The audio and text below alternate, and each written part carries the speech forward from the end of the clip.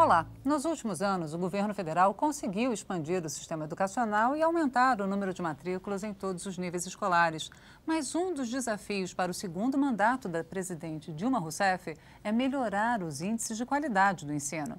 O estado de Goiás conseguiu, em 3 anos, saltar da 16ª colocação para o primeiro lugar no ranking nacional do Índice de Desenvolvimento da Educação Básica, o IDEB. O convidado desta edição do Palavra Aberta, o deputado Tiago Peixoto, do PSD de Goiás, conduziu essa transição e é sobre isso que nós vamos conversar agora. Eu sou Fabiana Mello e o Palavra Aberta é um programa da Rádio Câmara e da TV Câmara. Bom, deputado, obrigada pela presença do senhor aqui no estúdio. Eu gostaria que o senhor falasse um pouco dessa experiência e o que pode ser feito pela Câmara para que isso possa ser replicado nos demais estados da federação. Olha, um dos pontos de maior sucesso dessa mudança que ocorreu em Goiás foi que nós não inventamos a roda. Ou seja, nós reunimos uma série de boas práticas que acontecem no Brasil inteiro e elaboramos um plano de gestão em cima disso. E foi exatamente a combinação de cada uma dessas boas práticas que geraram esse bom resultado. Eu fico muito preocupado quando eu vejo uma nova pauta começar, uma nova agenda nacional começar. A presidenta Dilma, no último domingo, ganhou a eleição, deu uma entrevista forte, pontuando o rumo do país e a educação não foi colocada como prioridade. Fala-se muito em reforma política, fala-se muito em grandes pontos, mas o Brasil precisa necessariamente viver uma reforma educacional, que de fato tenha a qualidade como item número 1. Nós já chegamos a um volume, nós temos hoje os nossos alunos nas escolas, mas não adianta de nada eles estarem em cada escola sem ter acesso à boa educação. Agora, quando você fala, deputado Tiago Peixoto, em educação, a presidente Dilma fala muito, repete muito na questão de valorização do professor, muito nos recursos do pré-sal que foram votados, né, a destinação de 75% desses recursos para a educação e muito para a valorização via o aumento dos salários. É esse o caminho, na opinião do senhor? Olha, eu entendo que esse é um passo fundamental, importante. Grande parte das dificuldades que cada município, que cada estado vive, passa por financiamento, passa por falta de recurso, em especial para a carreira. Então, o pré-sal, quando esse recurso do pré-sal começar a chegar, nós vamos ter avanços significativos nesse aspecto do financiamento. Mas não adianta financiamento sem boa gestão. Nós temos que saber como aplicar cada um desses centavos que vai chegar. E essa discussão que eu não vejo ela de forma detalhada. Então, se discute mais recursos, se discute melhor salário, mas temos que discutir quais ações práticas mesmo, ponto a ponto, item a item, que vai fazer diferença lá na escola. Tem um ponto que é fundamental, eu falava agora há pouco sobre isso. O Brasil não tem um currículo. Então, em cada escola do Brasil, ou melhor, em cada sala de aula, dentro da mesma escola, às vezes, você tem um currículo diferente. Nós temos que estabelecer um currículo nacional único. Esse é um debate que tem que ocorrer, que passa pelo Congresso. E eu vi tanto a presidenta Dilma quanto o outro candidato falando em flexibilizar o currículo. Nós não temos que flexibilizar o currículo, temos que ter um currículo. E esse foi um ponto que deu muito certo em Goiás. Um dos pontos que eu entendo que mais gerou avanço foi a gente ter um currículo mínimo, onde o professor tem uma linha a seguir e ele pode acrescentar aquilo que ele entende que é necessário de acordo com as características regionais e locais. Mas ter um currículo é muito importante. Um outro ponto importante, tem que valorizar o professor, muito, tem, mas o bom professor. Nós não podemos nivelar por baixo, ou seja, nós temos que destacar aqueles professores que fazem diferença na sala de aula, nas escolas, esses sim merecem ser valorizados. E como? Como Mas isso pode como ser você feito? gera, quando você gera isso num bolo todo, você tá aumentando o salário, tanto do bom quanto aquele que, por diversos motivos, não cabe a mim aqui julgar, não consegue ter o mesmo desempenho. Um sistema que vem funcionando, que no nosso caso em Goiás também deu muito certo, foi um sistema de bonificação. Ou seja, com base no desempenho dos alunos, o professor tem uma remuneração melhor, a mais.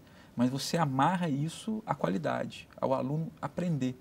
Afinal de contas, um sistema educacional só existe porque nós temos um aluno e ele tem que ter acesso à qualidade. A escola é meio, o professor é um meio importantíssimo para tudo isso, mas nós não podemos tirar esse vínculo de fato com o conhecimento, com a geração desse conhecimento para o aluno. Então, nós temos que discutir tudo isso, mas nós temos que ter como ponto central a qualidade e que essa qualidade chegue em cada aluno brasileiro. E a questão da expansão do currículo para tempo integral, da expansão do ensino para tempo integral? O senhor acha que o Brasil tem condições para fazer isso? Eu acho que nós temos, mas é necessário muito investimento para isso. E existe um programa do governo federal muito bom, muito importante, que em Goiás, inclusive, nós temos ele em 100% de todas as escolas, que é o Mais Educação, que é um programa de aluno em tempo integral. Ele não é de escola em tempo integral. Eu entendo que o Mais Educação tem que ser fortalecido e é um programa que o MEC realiza muito bem, muito bem. Nós temos que avançar não só para educação em tempo integral, mas para a escola em tempo integral. E para isso, por exemplo, onde você tem uma escola que atende às vezes 3 turnos e tem 1.000 alunos, essa escola em tempo integral ela vai poder ter 1/3 disso só. Então, tem a necessidade de você construir mais escolas. Isso só para dar a dimensão do tamanho do investimento e do tempo necessário para você gerar essa rede de escolas em tempo integral. E tem um outro ponto. Nós temos que discutir educação em tempo integral, sim, mas nós temos que discutir primeiro essa educação hoje que não é em tempo integral, que o aluno fica parte do dia na escola e que nem nessa parte do dia que ele fica, que não é integral, nós conseguimos oferecer a boa educação para ele. Então, antes de discutir ou paralela à discussão de tempo integral, por que não discutir a qualidade nas horas que nós já temos, que os nossos alunos já estão nessas escolas? Ou seja, para não expandir uma educação de má qualidade, é essa a posição do senhor? Eu acho que são coisas paralelas, né? Você tem que garantir a boa educação aula a aula. E, paralelo a isso, pensar em ampliar o número de aulas, ampliar as atividades. Mas você não pode simplesmente tocar num rumo e deixar o outro em aberto. Eu acho que é um ponto fundamental. Uma outra coisa que, eu entendo, trava muito os nossos avanços é aquela visão que é muito forte no processo educacional de que a educação só dá resultado a longo prazo. A educação a longo prazo, ela dá resultados socioeconômicos, mas ela tem condições de dar resultados a curto prazo. Cada aula vale muito, cada aula conta muito, cada dia de aula tem o seu valor. Ou seja, a educação, como a longo prazo, ela traz resultados para o país. Agora, o investimento em educação, a curto prazo, ele já se reflete no boletim do aluno, aula a aula, ele gera melhor aprendizagem para os alunos. E nós temos esse exemplo, mais uma vez citando Goiás, onde em 3 anos nós temos o maior salto de qualidade do país, né? E foram 3 anos, não foi longo prazo. Então, eu entendo que essa visão de emergência deve tomar parte da nossa educação. Não só olhar para o longo prazo. A longo prazo, a sociedade vai ser melhor com a boa qualidade educacional, mas cada dia vai contar muito, cada aula vai contar muito. Então, são coisas que podem correr e que devem ter um foco muito grande. E para finalizar, deputado Tiago Peixoto, o senhor acha que a discussão, os assuntos discutidos aqui em Brasília, no Congresso Nacional, eles estão de acordo com a realidade, com a necessidade das escolas?